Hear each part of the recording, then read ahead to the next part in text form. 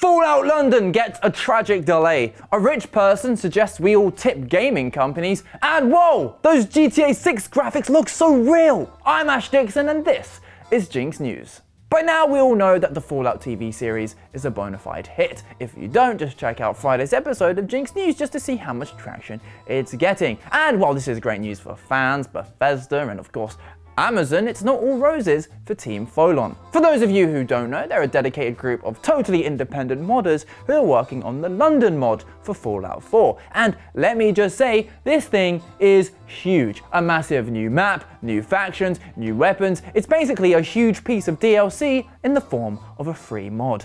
It was scheduled to be released on the 23rd of April, that's next Tuesday, but now that Bethesda are launching the current gen update on the 26th, Fallout London is going to be delayed by probably a fair old while. As Bethesda's update has yet to go live, it's impossible for Team Folon to predict how that's going to affect their mod, but the likelihood is that it's going to break it and make it virtually unplayable. So it's the correct and only realistic decision to delay things. Sadly, that means we'll no longer be leaving the London Vault on St. George's Day. And while no one in England actually celebrates St. George's Day unless they're very old or they're this guy, Yay, Brexit. it was a neat little ingredient that goes to show Team Folon's attention to detail. But thinking on a macro level, it could be positive news for Folon because Fallout 4 is currently in Steam's top 30 games by concurrent players, so some of them may get a hankering for some more when Fallout London eventually comes out, which looks to only be a matter of weeks, maybe months.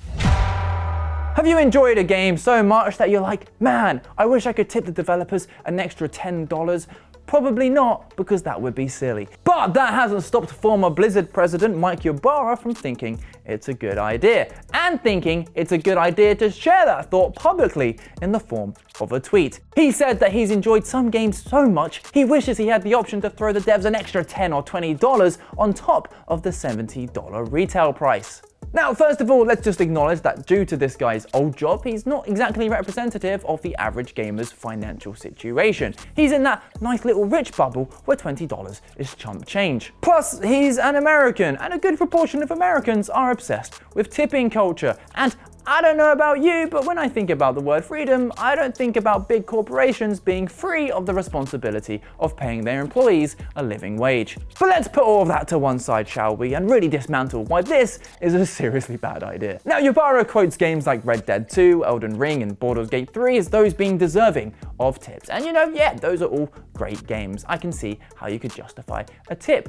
But do you really think it would be just those amazing titles begging for tips? No, as soon as the execs catch wind of this new way to make money, you can bet all of them will be trying to shoehorn donation pages into every single game. I mean, if Ubisoft feel confident enough to call Skull and Bones a quadruple A game without a hint of irony, they'll also be content asking for donations for the pleasure of playing it. Also, how are these tips getting divided up? Do freelance artists and performers get some of the share, or is it just for the staff? Now, if I could go through the credits and pick and choose who gets my money, then maybe I could get on board, especially if developers start crediting all of their pets like Telltale used to do.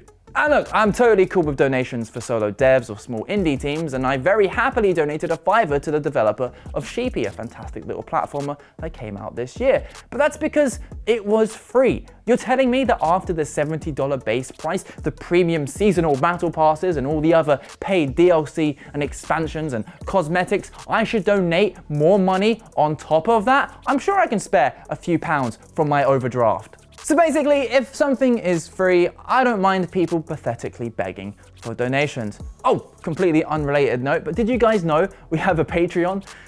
Yeah, maybe that wasn't the best time to bring it up. Now maybe you feel I went a bit too hard on Lil Ol Ybarra, but the truth is, everything is getting more and more expensive, including your subscriptions. In the last few days, both EA and Rockstar have announced price increases for their respective subs. GTA Plus is getting $2/pounds/euros more expensive a month, which is the same increase we're seeing for the EA Play Pro sub. However, us Brits are getting particularly shafted by EA. Their standard EA Play tier is going from £20 a year to $36. That's an 80% increase, bro. I'm really struggling to see how all of these subscriptions are sustainable. It's even worse for video subs. I was trying to enjoy Fallout on Prime Video over the weekend, but apparently that has ads now, despite the fact that, you know, I'm paying for a sub. In fact, every on-demand service is doing it. But that was always the plan. Get everyone comfortable with subscriptions with a cheap entry fee, then over the years, slowly knock up the price and add those sweet ads on top. Now, I'm not advocating anything, but I don't see greener pastures on the horizon. Just a load of pirates. What do you think though? What gaming subs do you use, and are those price increases justified? Let us know in the comments.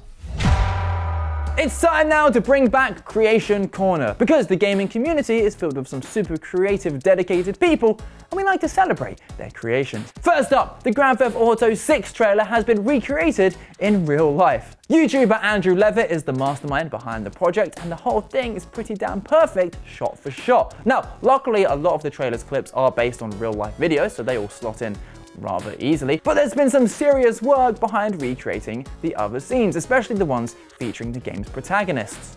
And now I'd like to juxtapose that human talent alongside the new AI-generated romantic short film from TV maker TCL. Yep, this is Next Stop Paris, and from the trailer you can tell it's an utter abomination. I mean, seriously, look at this shot. I mean, what the hell is this? Ted Bundy Goes to Paris? Plus, I love how the main characters look completely different every single shot. The woman literally changes race like 3 times. Also, as if things just couldn't get any worse, apparently in this sick dystopian world, 2 o'clock just doesn't exist. And just remember, whenever money is used to make like this, that's money being taken away from actual humans making actual content. Which reminds me, did you know we have a Patreon?